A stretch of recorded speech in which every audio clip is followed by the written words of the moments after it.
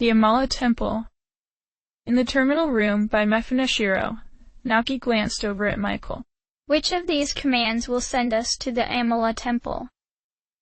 He didn't hesitate to point out a set of characters similar to the ones that led to the labyrinth. Here. The only terminal there is in the entrance hall. That works, he said, then ordered the terminal to send them there. The transport went without incident despite Isamu being there.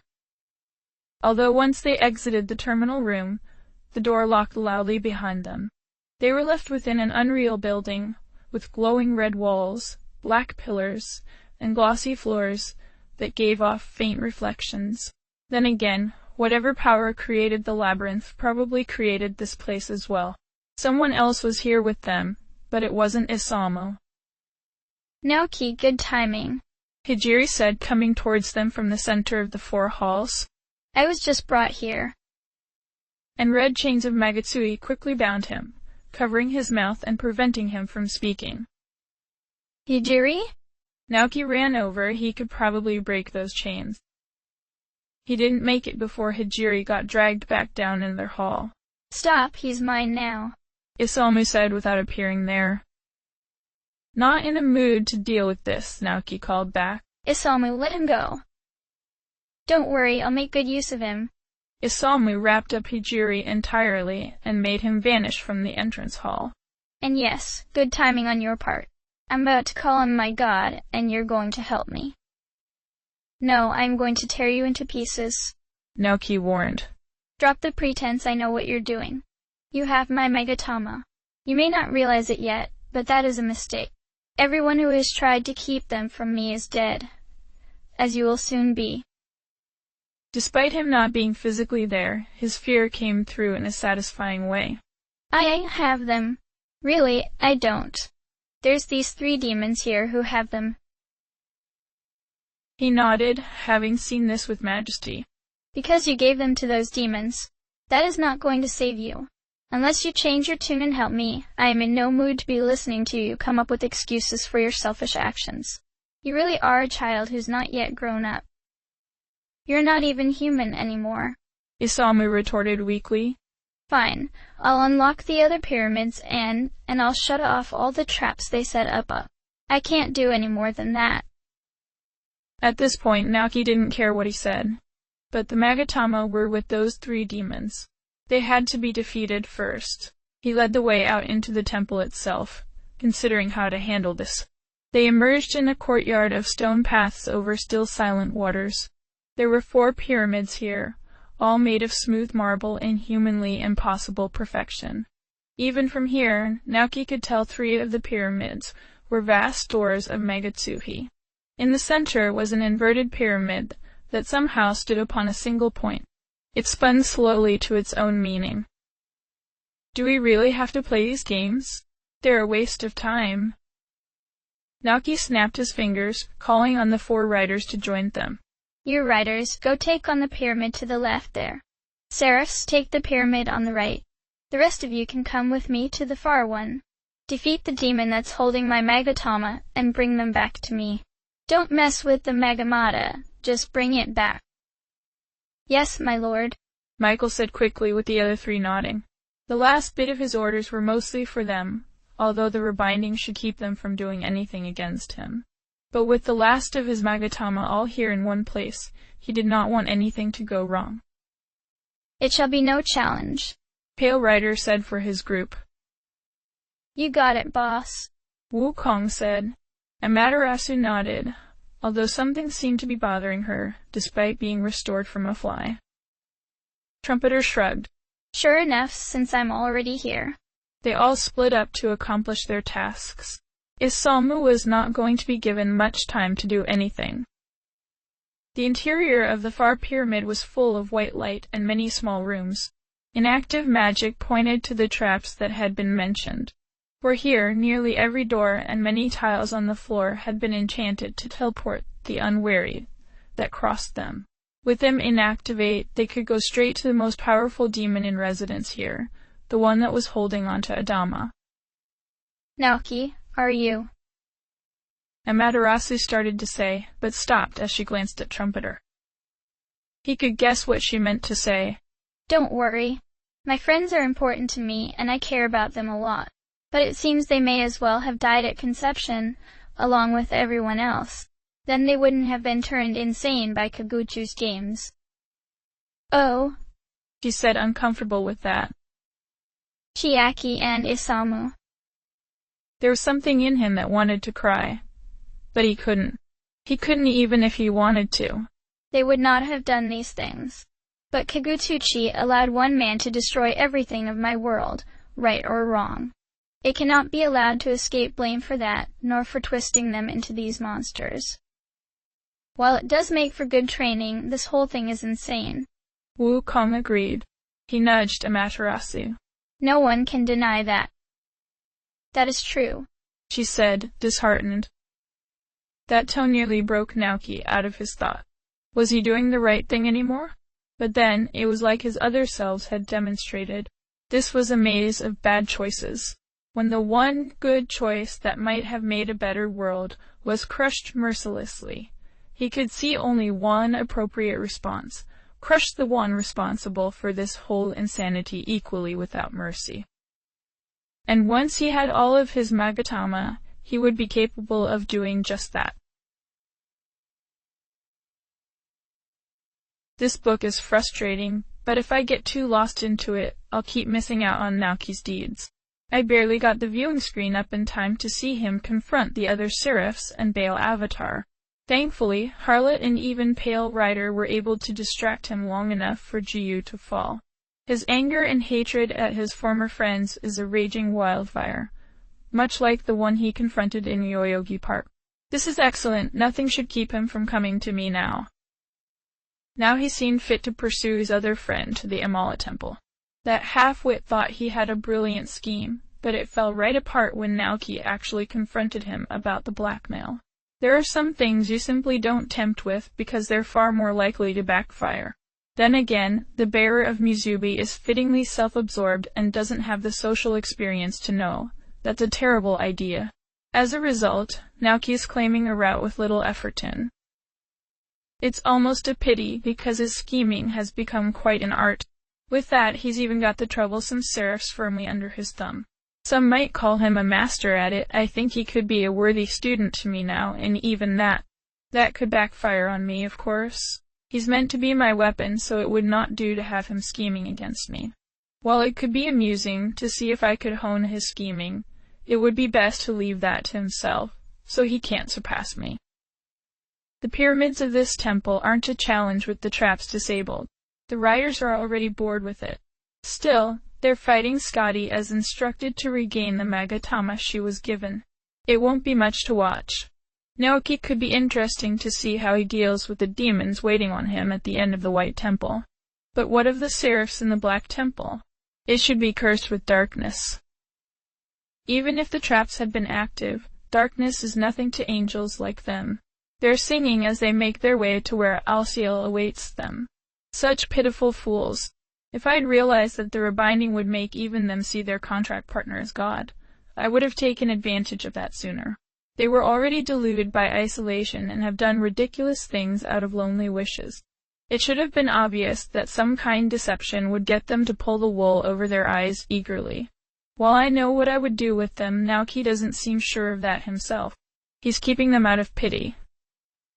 But he does have a great capacity for love and empathy, enough that he wanted to see those mannequins succeed. The Seraph's tearful apologies and childish eagerness for a guiding light were more than enough for Naoki to look past their deed. He would forgive them. As a result, they're in complete euphoria right now, not caring one whit about what they're actually doing. I'm actually a bit jealous of them right now.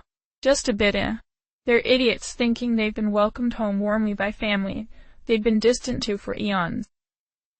That happiness going to cost them severely. I just hope that Naoki can get away from them when that punishment comes for them. Jed. Gundari. Adama. Those were the last. Adama Athama, Ankh Jed Gea, Gehenna, Gehinna, Gaze, Gundari, Hifumi, Iomante, Kailash, Kamudo, Kamorogi, Marogare, Marogare, Miasma, Murokumo, Muspel, Narukami. Nirvana. Satan, Shiraruwai. Sophia Vimawadatsumi. And Nocturne. Half human, half demon, with the Magatama acting as a bridge between both sides. It is not a simple divide to unite, often one side ends up dominating the other. This has to be a true union of both sides, merging into one. Each Magatama is a resource of strength and knowledge, each has a relationship to all the others. Opposed powers, same powers, similar knowledge, connected knowledge, cover for a weakness, support for a strength. All the connections tie into each other, closing the gaps. Demon senses interpreted through a human mind. Human emotions parsed into something demon instinct could understand. We were made to be one with you. We were made to be one. I see. Everything here has simply been training. My first true enemy is Kagutsuchi, although Isamu and Chiaki. I still believe they wouldn't have done these crazy things if not put in this crazy situation. It's like this light has pulled out the worst side of them. And Kagutsuchi believes this is the best way to handle things. It's all because of... The Magatama were created to draw me to Lucifer's side. I knew that already, but they found it difficult to admit Lucifer was flawed and narrow-minded as well. Well, he's not as narrow-minded as the majority of demons, otherwise he wouldn't be as capable as their leader. Only I can see the problems, and now. It's very clear Lucifer is still bound to his role, and depends on human belief to continue existing. But so do all the rest, angels, demons, even the mad creator god that neglects his most loyal followers, and humanity suffers under the wars they wage for dominance. This whole existence is messed up. The vortex worlds are a stark setting to witness that. I barely know a portion of it, and yet it is still clear that something must be done. But is this the right way to go about doing something about that? Or is it yet another bad choice? Futomi said that he felt unnerved about love being absent from something central to everything. That could be. Is Lucifer capable of love? He certainly knows enough about it to put me in this position. Some of it is the Magatama's doctrine, but the way he's treated me. I know he was just saying whatever would get me to trust him back when he recovered me from Michael's first attempt to negate my existence, even down to making me laugh with the break in his nose. That separation from my family was a nightmare. He was using the situation on the fly to use me, yet I still remember that fondly. While humans suffer in isolation, they need much more to feel free of that than demons. Demons like Lucifer only need belief to be fine. That imbalance puts him at an advantage, unless I can find some way to use his limitations against him. 2. What do I want out of this? Isamu had thought that he'd had some bad run-ins with bullies before. They'd slashed the tires on his bike, embarrassed him in front of the whole school, and more. But all that seemed so small and insignificant. The bullies had nothing on Naoki now. No, that wasn't Naoki. Naoki would never talk to him like that. That was the demi-fiend, one who was a true demon. Maybe Naoki had died along with everyone else. Yeah, that would account for why he'd gone missing for so long, and all the things he'd said in Aikbukuro, and just now. Demi-fiend had stolen everything Naoki had known, even his identity, in order to harass Isamu. He cursed while he tried to set up the area for the summoning of his god even faster than he had planned for. Hijiri was the last important bit he needed to get a hold of. Now it was just tying things together.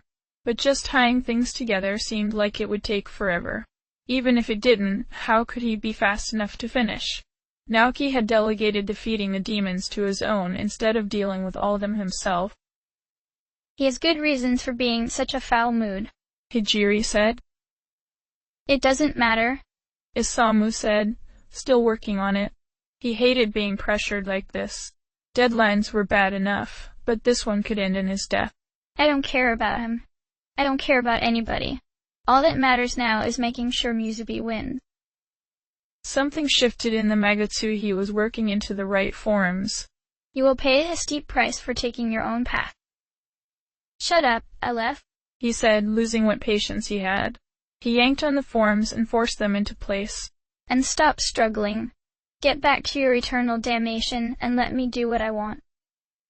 You might come to know the true weight of those words, he said. If you're lucky, this will simply be the end of you. With another yank, Hijiri was dropped into the Magatui, rushing into this pyramid, and consumed by it. Isamu didn't feel anything but more pressure to get his work done. All three of the demons had been defeated at roughly the same time. Demi-Fiend only needed to consume those last three Magatama, and he would enter the height of his power. And if Isamu didn't get this done, he would be the first to face the brunt of that. There was no time to check on how accurate this was. Let the god of Musabai come forth, he called.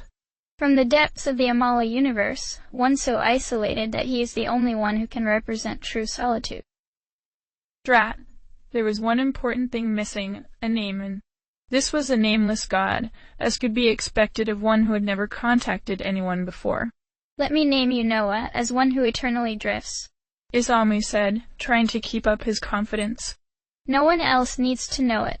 Let's build a world where each individual rules over everything they see. A presence filled his mind. A vast emptiness, stars littering the distance of an inky void. Never before born, never before named. Drifting in complete isolation until one desired his presence enough to grant him a name. Too much here, too much going on. The emptiness of space, the aurora of echoes. Musabi. A reason to become real. Isamu knew then what true isolation was, utter emptiness. That is what he became. Wait. There's creation. We're working towards the goal of creation. We can do this. Just get out of here now. We must remain safe until the road to Kagutsuchi appears, and we can make Musabi a reality. Noah cried out into this strange place of things, where space was not vast. It was the first sound he'd made. As something entered the place he was, he fled, uncertain of why. He had to brush against the mind of the one who called him to know that why. Fear of losing existence.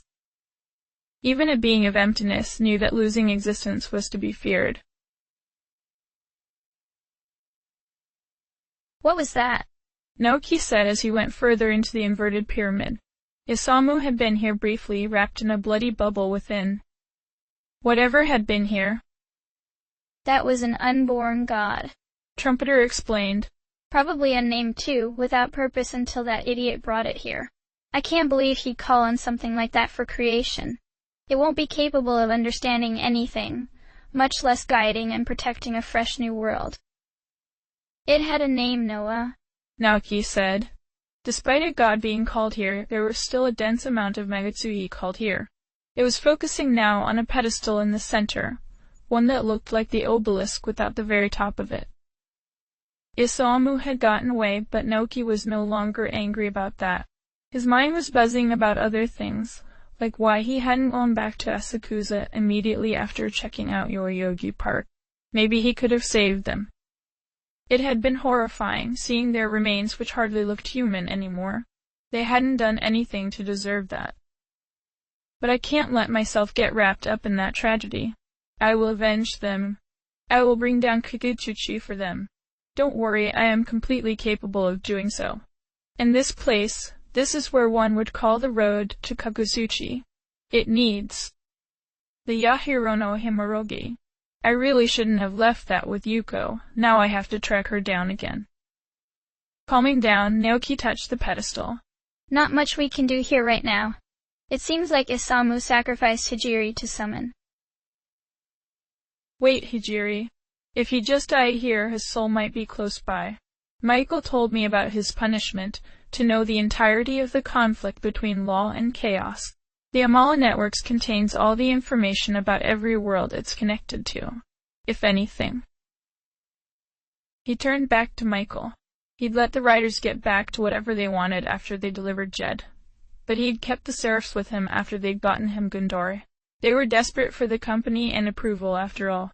Say, can you tell where the soul of Aleph is in all this?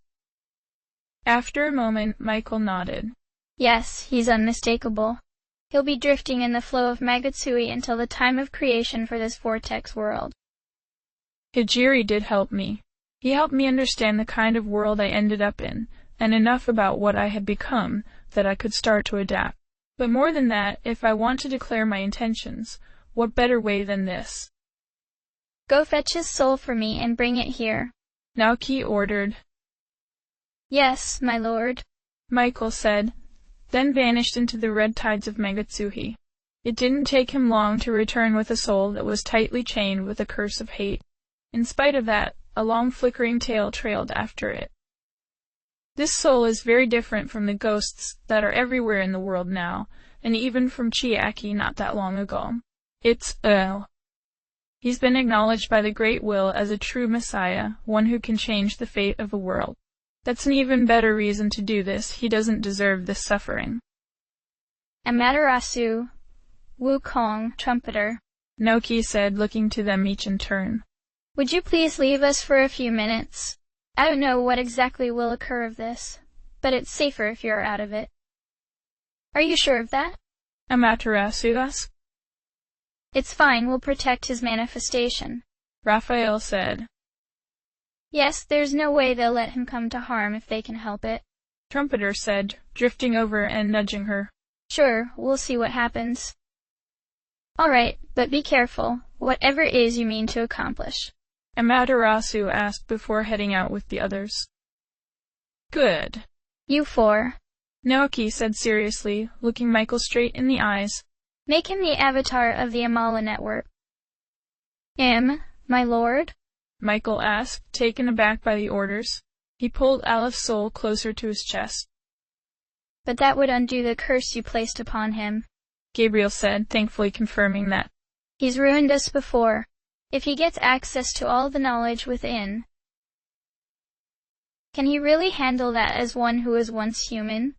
Naoki asked, although he hoped the answer was yes.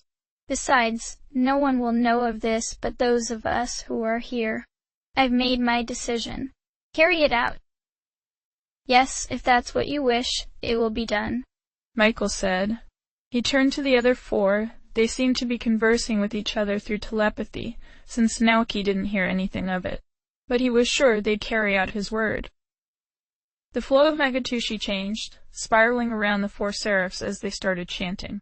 Michael held out the bright soul so that he floated in the center of them, and became the point that the Kagutsuchi focused on. With that, the network focused on the soul. The chains frayed, then broke. For a moment, Hijiri's ghostly form hovered there. It distorted, getting restored to how Aleph must have seen himself. While his outfit seemed odd to Naoki, he seemed like just another ordinary guy, no longer showing why he might be anything special. Aleph grimaced and seemed to be in great pain. Just as Naoki was starting to feel bad about it, he calmed down. I accept this role as the avatar of the Amala network, Aleph said mechanically. His form relaxed now that it was relieved of its burden. It is done, Michael said, confirming it. Good, Naoki said, coming over to them. No, Aleph said in horror, then snapped his attention right on him. Naoki froze. Before he noticed him moving, Aleph had gotten behind him, and was pulling him away from the seraphs. Silence him. He barely had time to nod before an immense voice bore down on them with the crushing weight of eternity. Naoki couldn't make any sense of it other than it was painful, despite a shield of Kagutsuchi suddenly around him, and Aleph. In front of them the seraphs screamed in terror as they took the full brunt of it. The contracts Naoki had with them were violently torn asunder. Aleph stayed at his side. Humans cannot take the voice of God unprotected without being utterly destroyed. That is why his angels speak for him. You still have a human heart that could be crushed. Don't speak. I'm doing all I can to obscure your location from him. Naoki nodded again. Then this was what Lucifer wanted him to fight. Even with the powers his Magatama gave him, it was going to be a difficult task. He was pretty sure he could take on Kagutsuchi, but this was difficult to comprehend. The humanoid forms of the seraphs were torn apart by writhing vines to be replaced with unmoving faces and forms that really shouldn't be alive.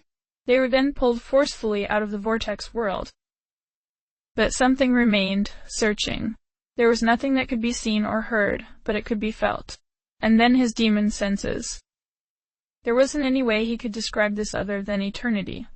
Looking into a sky, and knowing its depths were infinite. The true souls of demons and angels were fragments of this kind of power. This was his true enemy. But what did he do against it? Don't worry. I am not yet ready for this, but don't worry. I will become one who can end this. Still, there is someone I need to worry about more in the near future, or else I will never be capable. When the presence of God left, the silence was welcome. Aleph finally let him go and dismissed the shield. We should be fine for now. Thanks, Naoki said, still shaken by it. He needed to hold on to his confidence, though he should face those outside while acting like nothing worrisome had happened here. Thank you for freeing my soul at last, Aleph said, turning to him. He smiled, although he seemed worried still.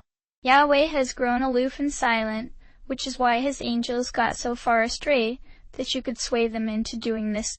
It's a miracle to me, but unfortunate that undoing my curse was the only thing that would get him to act directly with them. I couldn't hate them once I saw how ecstatic they were to think he was paying attention to them, Naoki said. Something felt odd to finally acknowledge God like that, but he couldn't deny it now. But that doesn't seem right. Something is very wrong with reality, and has been for a long time, he said. What's the problem? Since Aleph was the network now, he should know better than anyone. He looked aside at this, silent for a moment. Knowledge does not equal understanding, he explained. That is something that has always been a flaw with me. Michael told you a little about me. He shook his head. I know everything now, but I do not understand it all. And I know. He put a hand to his cheek. What may come of acting without understanding? I have the means to understand. It will simply take time. As much as what your punishment would have been anyhow, Naoki said, disappointed in that. I don't think so, Aleph said. I can operate outside of time now. Plus, this is something I want to do. It's no longer a burden. He moved closer and offered a hand. Could we make a deal, Naoki? You already have immense power as the demi-fiend, and that will only grow as you master it. But you will not have the means to understand your situation entirely. You have to work around Lucifer, a master of deception and manipulation since the fall of angel and man, not to mention a fickle perfectionist you still need to gain the respect of all. On the other hand, I can gain the understanding you need. However, I am limited in my existence now. I can no longer manifest physically, only as a spirit like this. Thus there is very little I can act upon myself. I would like you to act for me while I uncover just what has gone wrong with everything. Between the two of us, we should be capable of finding the real means of addressing that. That was an immense task that was as daunting as challenging God, or maybe even more than that. However, Naoki felt like he could trust Aleph completely. After all, he had brought about a miracle for him. He nodded and shook Aleph's hand. Sure, I'll be glad to work with you. Good. First of all, we need to focus on getting Lucifer to accept you, not as he wants, but as we all need you to be. Then this whole demi-fiend plan is flawed. He'd suspected it strongly from what the once supposed success had been like. Aleph nodded. As he imagines it, the demi-fiend should be entirely capable of what he wants you for, to break the stalemate between law and chaos on a grand scale. The way he has combined your human strengths with the strengths of a demon, and then the way he is training you here with the other fiends, that should create an entirely unique force that will be unbound by either side. But he means to imbue you with the demon's heart to entirely weed out what he sees as human frailty. Doesn't that mean I would get a demon's willpower as well? He asked. One that is bound by the frame of my existence. Yes, that's something he can't realize on his own until too late. It would be a fault you could not overcome with the heart of a demon. Yet you need his full blessing or else he will take away what he has already given you. As bad as he got about reclaiming his Megatama now, it would only be worse if they were taken away. Not to mention that the idea of Lucifer abandoning him like the others was more painful than the idea of letting his family's souls go. Right? Aleph closed his eyes for a moment. Naoki, I will help you overcome that misfortune, no matter what happens. It would repay what you've done for me. But I'm starting to see how. Yes. Go ahead and complete the kalpas if you wish to work with me. Time does not pass while you are in them, and you have what you need to force Lucifer to bargain with you. When you do that, I will be there with you. But to do this, you must be willing to let go of your world and accept your role as the demi-fiend. You still have the choice to return to being fully human and letting go of Lucifer, going back to an ordinary life. All you need for that is to retrieve the Yahiro no Himorgi to call the road to Kagutsuchi and confront the Star of Creation. If you do that, I will be with you as well to ensure that you are also free. Do I still have the time to consider that before someone else calls on the road? Naoki asked. There's still something I can accomplish in the vortex world, something I need to speak to Mido about. I can consider my choices doing that. There should be time for that, he said. Isamu and Noah won't be capable of calling the road unless Hikawa falls completely, and Hikawa has yet to call upon his god. When he heard that Jiyu and Yasuga had fallen, he started working towards that. His injuries will keep him from being able to complete that, before you have time to complete Mido's task. Even then, he'd have to track down Yuko and Iradia. Aleph frowned at that. Those two are moving erratically. It will take them a lot of time to reach this place, even if they get themselves together enough to come straight here. You should have time. Good. Then I'll get right to that, Naoki said. I'll see you again sometime. Yes, keep yourself safe, he said, then faded away to work within the network. When he got outside, Amaterasu and Wukong came over immediately. Demi, you're all right, she said in relief. We could tell something had happened, but weren't sure if it was safe. Sorry for not busting straight in there, but it didn't seem like something to mess with, Wukong said. It's better that you stayed out here, Naoki said. I'm fine. I'm glad it didn't affect you guys out here. He smiled to them to assure them that things were fine. Come on, we need to go to the cathedral. I've got big plans for what we'll be doing next. So what happened to the angels?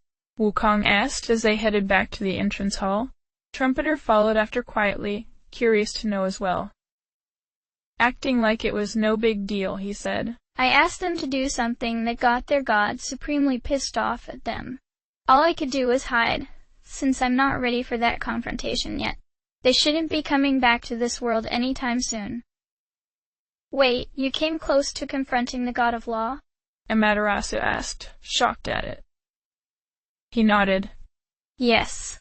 Damn lucky that I didn't. But now that I know what exactly I'm up against, well, that's why I have big plans now. I just wish I hadn't given the Himorogi to Yuko. That's going to become a major problem very quickly. For now, we'll accomplish what we can before she or Hikawa can make a move for this place. Well, we're on your side, never forget that. Wukong said, grinning at this. I won't, Naoki said. But even so, he had to wonder just how much Amaterasu was. He didn't want to doubt her, not with how long he'd been with her and her predecessors. Still, she wasn't happy about something and would surely confront him about it, if given the chance. Things were changing rapidly in the vortex world. In contrast to the chaos outside, Hikawa was quietly sitting in a meeting room of the Diet building, a serene silence surrounding him. He drank some tea as he read over the events happening elsewhere. 2 reasons were already struck down. Good. The one left was the ridiculous Musubai. It should not be difficult to quash when the time was right. His body still ached, but it seemed like he should get back into action. But what exactly had gone on in the Amulet Temple just now? He touched commands that should have replayed pseudo-video footage of the interior. He could see that Demi-Fiend had somehow gained the 4 classic Seraphs as minions. But while he had ordered them to do something, Hikawa couldn't read what that was. The footage broke down after that point as well, freezing in action. When he tried to force it to play, it turned to pure static. This could be a problem, Hikawa said. But he was involved in getting rid of the other reasons. Perhaps simply avoiding him from now on is best. But that was greatly displeasing. He wanted everyone to know their place. Raw power didn't mean a thing against a strategic mind. If he was going to prove that, he needed to move swiftly. Demi-Fiend was certainly one of immense raw power to conquer the Seraphs. I have almost everything I need here now that my opposition is weak, he said, shifting his focus. All I need is the Ahirono Himoroji, and victory is in my reach. And that artifact. Where was it? It was in the hands of Yuko and the mockery of a goddess that she had called. Well, isn't this convenient? Hikawa said, smiling at his good luck. Why don't you two come here? Let me extend an invitation even. He whistled for one of the lesser demons he contracted here and sent them off with the message. End of chapter.